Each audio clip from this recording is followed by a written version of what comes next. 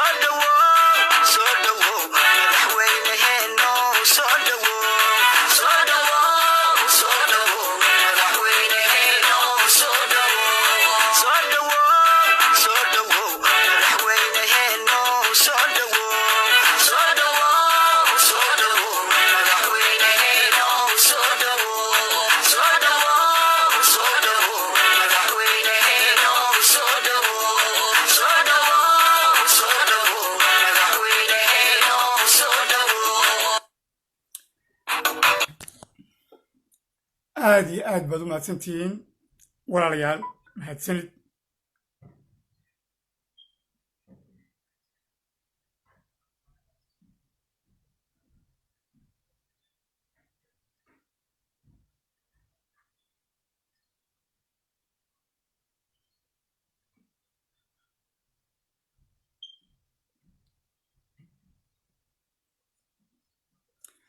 heestan waddaniga ee canfareed yaan soo gelinaa kadibna madaragtay dowladdii baan ku dhawaaqayaa insha allah soo dhowaada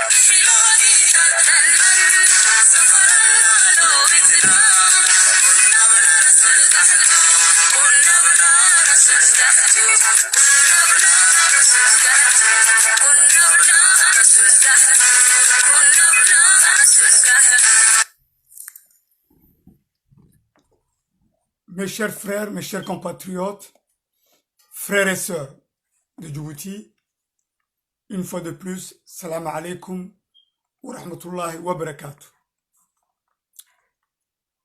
Mes chers compatriotes, comme je vous ai promis,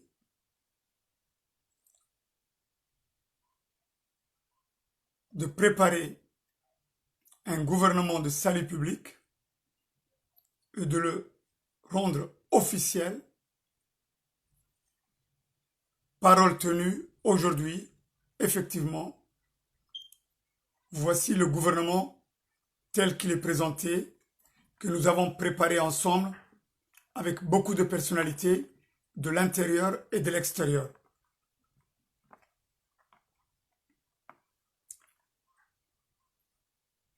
Aujourd'hui, nous sommes le 31 mai 2020.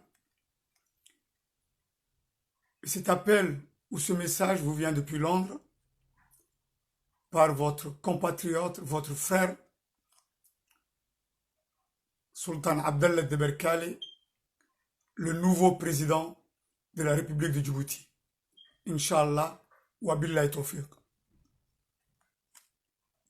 Au nom d'Allah, le miséricordieux, en accord avec la société civile djiboutienne, hommes et femmes, les responsables religieux et chefs spirituels tribal, Afar somaliens, de la société djiboutienne, les hauts responsables militaires, les hauts responsables de la sécurité djiboutienne, les hauts responsables de l'administration djiboutienne, ainsi que certains politiciens ou politiciennes. Voici la composition du gouvernement de salut public qui va prendre en main, avec la bénédiction de notre Seigneur Tout-Puissant, le destin de notre pays et celui de notre peuple. Inch'Allah.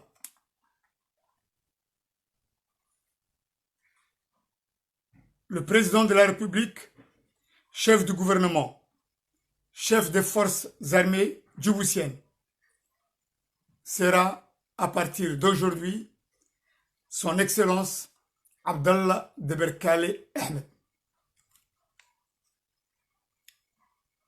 Son vice-président, son Excellence Moussa Hassan Walié, qui sera aussi président de la commission Vérité, Justice, Paix, Réconciliation à Djibouti, en Éthiopie, en Somaliland, sera de la famille politique de notre frère, notre ami, Moudjahid Hassan Cher Haret. Les ministres seront composés comme suit. 1. Excellence Mohamed Aboubakar Omar, ministre de la Défense, qui sera aussi le porte-parole du gouvernement, Afar et Issa.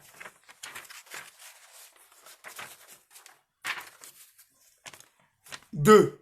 Excellence Ismail Samatar Abron, ministre des Affaires étrangères et de la coopération régionale, internationale, de la diaspora.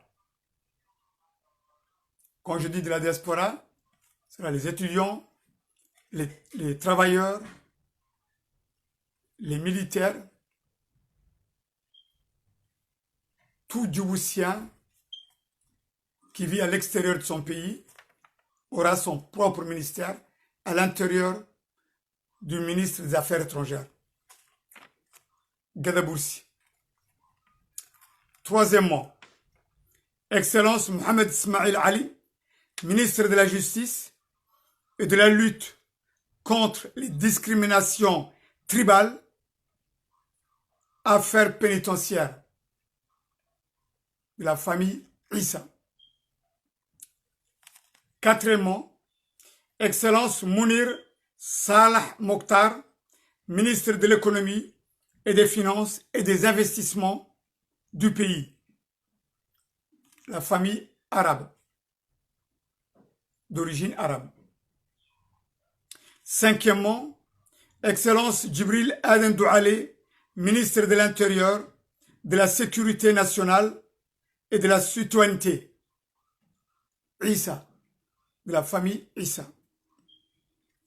Cinquièmement, Excellence Waberi Mohamed Abdul Qadir, ministre du budget de la famille Issa. Septièmement, Excellence Ismail Gadiche Ousmane, ministre de l'Éducation nationale et de la formation professionnelle de la famille Issa. Huitièmement, Excellence Saïda Ali Ouarsama, ministre de la Santé et de la Solidarité nationale de la famille Issa. Neuvièmement, Excellence Outban Ismail Kifle, ministre de l'Enseignement supérieur et de l'Innovation et de la Technologie de la famille Afar. Dixièmement, Excellence Ibrahim Mohamed Dalié, ministre de l'Agriculture, de l'Eau et de la Richesse maritime de la famille Issa. Onzièmement, Excellence Humed Daoud Mahamadé, ministre de l'Équipement, des Transports, Air, Mer et Terre, famille Afar. Douzièmement, Excellence Humed Dabele Ali, ministre du culte musulman, de la culture, des donations testamentaires, famille Afar.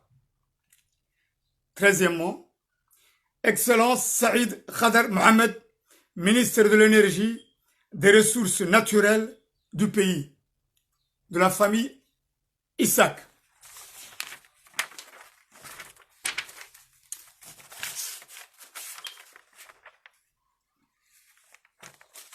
Quatorzième ministre, Excellence Khadra Hassan Ali, ministre des Postes et des Télécommunications et du Numérique, la famille Issa. 15. Excellence Fatouma Mohamed Hirsi, ministre du Travail, de la Réforme administrative, des contrôles, des autorisations des travailleurs étrangers, famille Issa. 16e. Excellence Aïcha Ali Soubane, ministre de l'Habitat, de l'Urbanisme, de l'Environnement, de la construction d'un toit pour chaque Djiboutien, Djiboutienne. Inch'Allah. Famille Issa. 17e. Excellence Hamida Ahmed Ougouré, ministre de la Mère et de l'Enfant, de l'égalité des chances entre tous les citoyens, citoyennes de Djibouti. Famille Afar. 18. Excellence Hassan Farah Guedi, ministre de la Jeunesse, des Sports et de l'Handisport. Famille Issa. Quand je dis handisport, cela veut dire nos frères et sœurs handicapés seront et feront partie de ce ministère. Famille Issa. 19e ministre, Excellence Qassim Ali Ahmed, ministre de l'Action, des comptes publics, parapublics. Famille Afar. 20. Excellence Ali Ismail Ahmed. Là maintenant, nous allons rentrer les secrétaires d'État auprès des ministères. 20.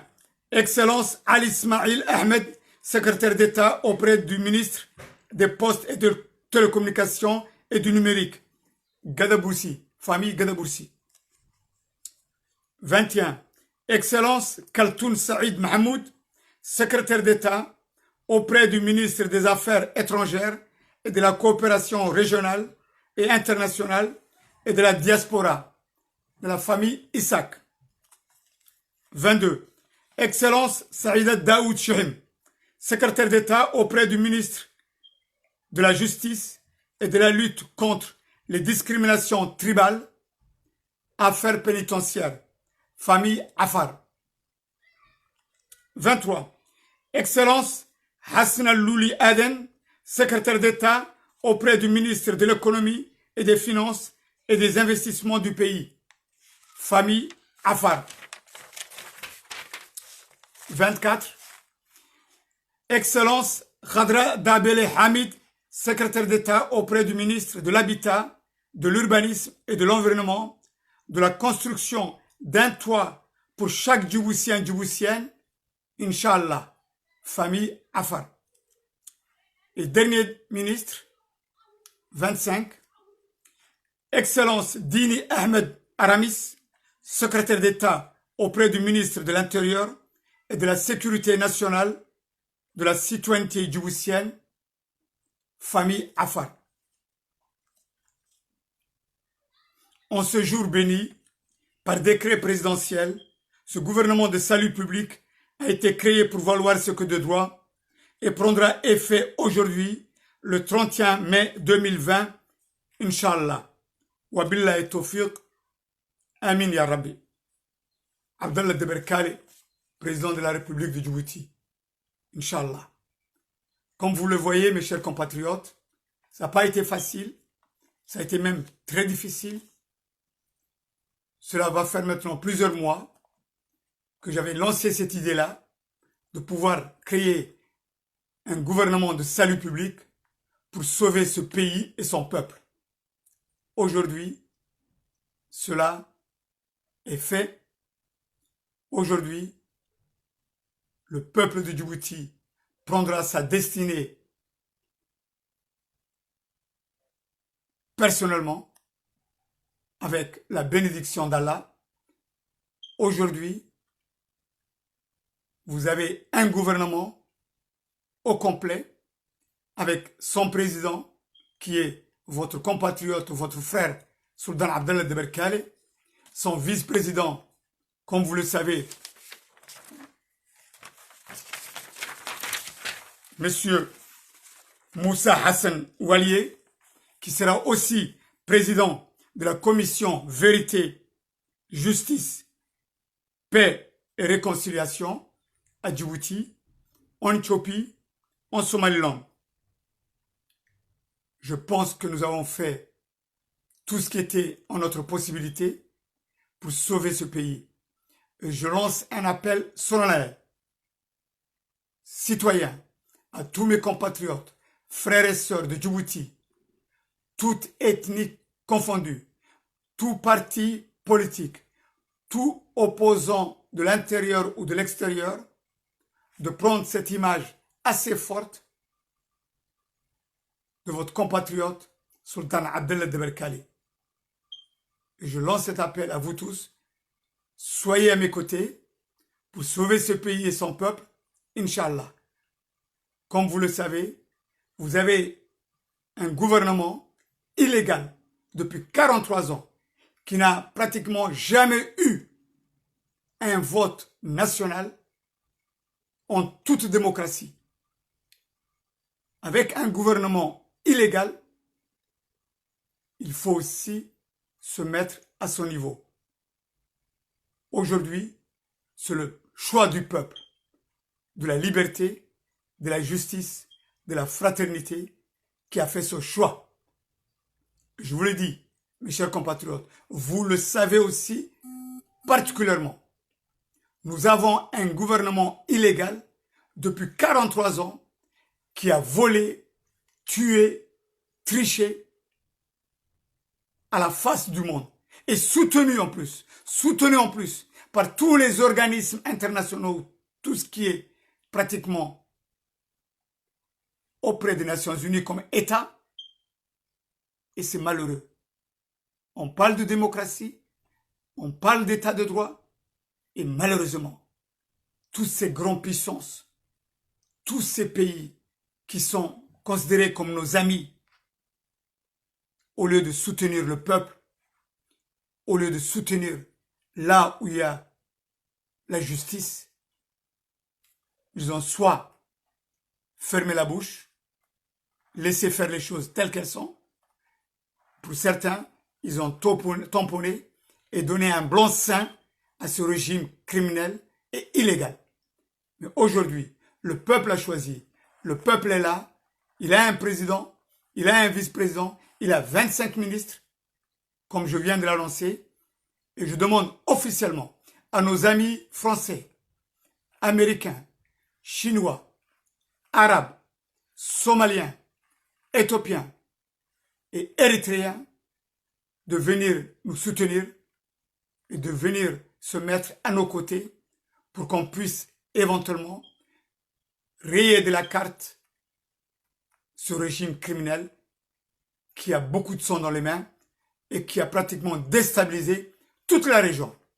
Alors, je vous en conjure, avant qu'il ne soit trop tard, avant que ce pays ne rentre dans un cycle à la somalienne, ou à la yéménite, ou à la libyenne, ou éventuellement un deuxième Rwanda super bis, ou éventuellement un deuxième Centrafrique, comme vous le savez, Antibaleke et Seleka, nos chers amis des puissances étrangères, amis, s'il vous plaît, je vous en conjure, je vous parle au nom de mon peuple, moi, Sultan Abdallah Deberkali, président de la République, je vous dis, mettez-vous à nos côtés. Reconnaissez ce gouvernement de salut public qui a pratiquement le blanc-seing de toute la population, toute ethnie confondue. Toute ethnie confondue. Voilà, mes chers compatriotes, je vous dis encore merci mille fois, merci infiniment. Wassalamu alaikum wa rahmatullahi wa barakatuh.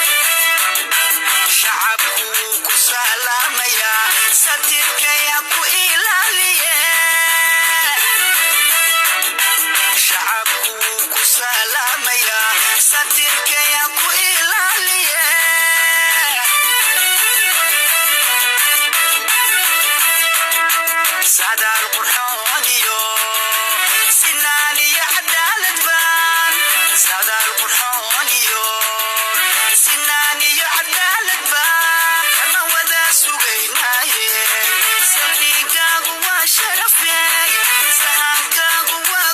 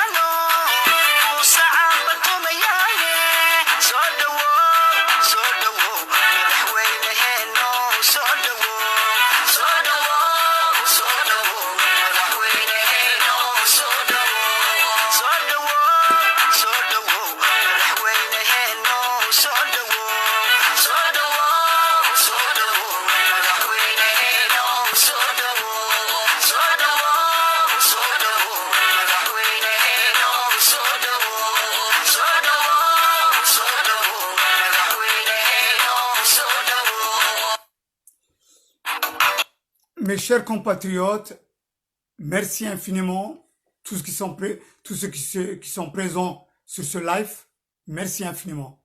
Je voudrais mettre quelques précisions. Comme vous pouvez le voir, sur la liste que j'ai présentée concernant le gouvernement de salut public, il est composé comme suite. Le président de la République, d'origine Afar Issa. Le vice-président, d'origine Issa. Les 25 ministres sont composés comme suite. 10 Afar, 10 ministres Afar et 10 ministres Issa.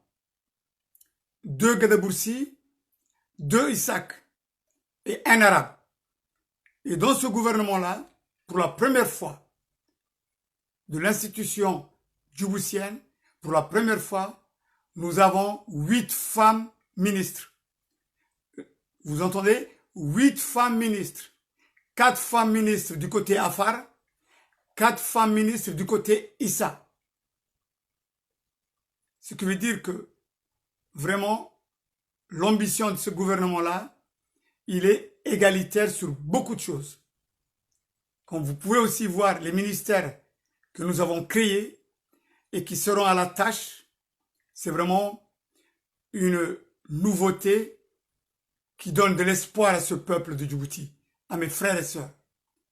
Et je vous informe aussi que ce gouvernement-là, chaque dimanche matin ou après-midi, vous allez avoir toutes les idées et tous les programmes de ce gouvernement-là. Chaque dimanche, il y aura une réunion gouvernementale, Inch'Allah. Ne m'appelez pas. Si tu m'appelles une deuxième fois, je te bloque totalement. Si tu m'appelles une deuxième fois, je te bloque totalement. Parce que les distributeurs ou les agents du gouvernement, c'est terminé maintenant. C'est pour ça que je vous dis, je m'excuse.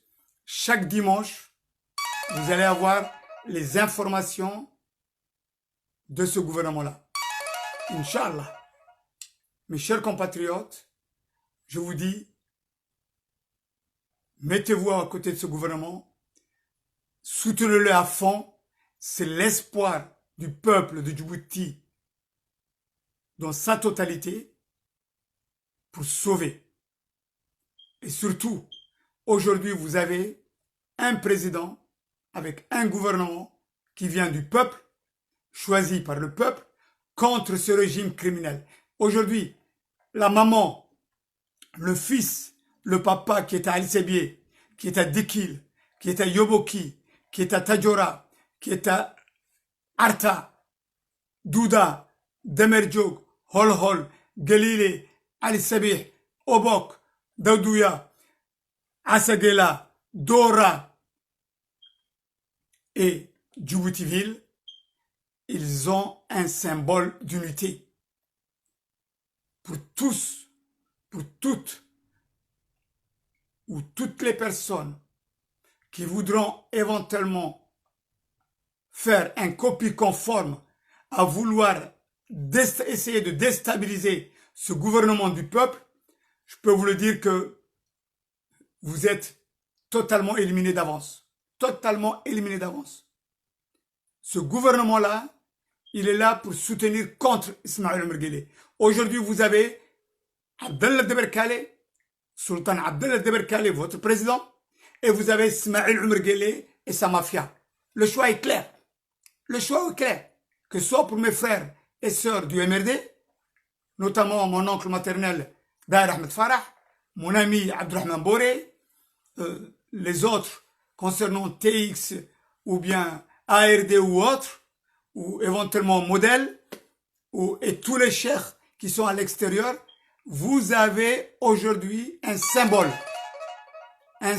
d'un moudjahid qui se bat contre Ismaël Omar Guelleh depuis plus de 30 ans. En face de vous, le choix est fait, le choix est clair. Le choix est fait, le choix est clair.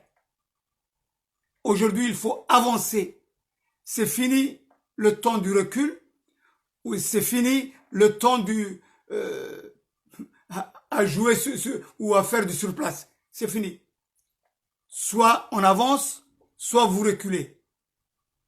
Avancer veut dire le futur, l'espoir, le gouvernement de salut public, Sultan Abdallah Deberkale, votre président de la République. Inch'Allah. À partir de demain soir, Inch'Allah, je serai présent à 18h sur ma page Facebook et je vous invite à me poser toutes les questions que vous voulez et vous pouvez me contacter sur ma deuxième page, Abdallah Deberkale. Pas celle-ci. Celle-ci, ce sera mon live direct, mais là où vous pouvez me poser les questions en direct et que je vais répondre à toutes les questions, ce sera sur la page Abdallah Deberkale Messenger. Partagez au maximum, s'il vous plaît, parce que vraiment, il y va de l'avenir de notre pays et de notre peuple. Wabillahi tawfiq, wassalamu alaikum, wa rahmatullahi wa barakatuh. Merci infiniment. Partagez. Isgarsiye, walaalayaal.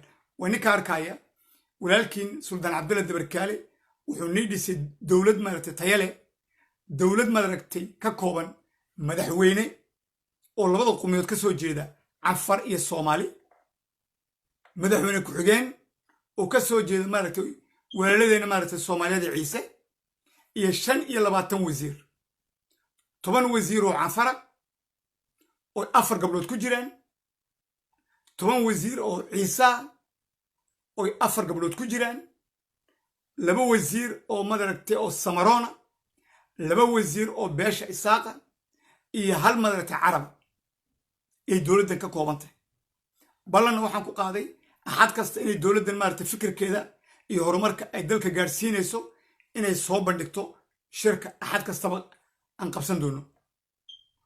midda kale wixii hadal iyo su'aal dhammaantiinba waxaan iga codsanayaa hadduu ilaahay iraa beritoole saacaddu markay tahay 6 galabnimo London, su'aalada doontiin maaragtay i weydiiya waan iga jawaabayaa dhammaantiinba. laakiin beeshka aad ku soo galaysin wuxuu noqonayaa beeshka magaciisa leeraa Abdallah Deberkale. kani maaha, kani waa kan anugu maaragtay lifeka ku hadli doono oo male maaragtay messenger. waxaad soo galaysiin Abdallah Deberkale messengerkiisa ood igala soo hadlaysiin. halkaabaad maaragtay invitation ii soo diraysiin, waan ogolaan. kanna maaragtay waa kan maaragtay aan su'aalada maaragtay aan nii dhiibi doono jawaabteeda. waad mahadsantihiin. waa ninka arkaya walaalayaal, maanta waxaad haysatiin dowlad kaamila, dowlad maaragtay xaqa, dowladdii u horreysay ee dalka Jabuuti laga dhisay oo 8 gabdhood oo walaaladeenna oo hooyooyinkeena oo gacmaha haysta 8 gabdhood ya وانا الدولة مدركة اللودين هاي ما أنت صورك وأنك أركايا دولة مدركة عدالة أنهين دولة مدركة حق دركو لسن أو ولي قد بأمد بوبيسي أو مد الدليسي أو مد يدلك بحدي صدح يا فرطن سنود ما أنت مارتي وحن يرتاقن دولة تيات سويسين دولة داد أباهنايدين دولة داد جعليدين دولة دي مارت حق درك هاي يا ما أنت مارتي نهرجوكت أو ديارنيا هل كان وحن مارتين وقم هاد علنايا ولا لدي أبتالدي إن كسو جيدا مارتي reerka Soomaaliyeed ee Ciise oo garab galay oo garab jooga oo na madragtay iyo kun madragtay fikirka iyo fikirda madragtay saliimka ah igu raacay aad baan ugu mahadcelinayaa dhamaantiinba marka Britole 6 galabnimo London Paris waa 7 Djibouti waxaan jecelahay 8 tahay su'aalaha doontiin soo gala waan iga jawaabaya waa billahi tawfiiq share garay walaalayaal adduunweynaha oo dhan meel kasta gaarsiiya بيش كيغن مارت شارقرية وانا بلن مدركتي إن دولدها صاحب كان نهاي فرانسيسكا مريكانكا إنجليزيكا إثيوبيا إريتريا يا صوماليا يا صومالي لاند إن مدرتان قعنك السوغينو إن قرب قلان إن قرب جوكسدان سيان دالك يؤمدين أنو بدبادنو وبالله التوفيق والسلام عليكم ورحمة الله وبركاته والناس سنتين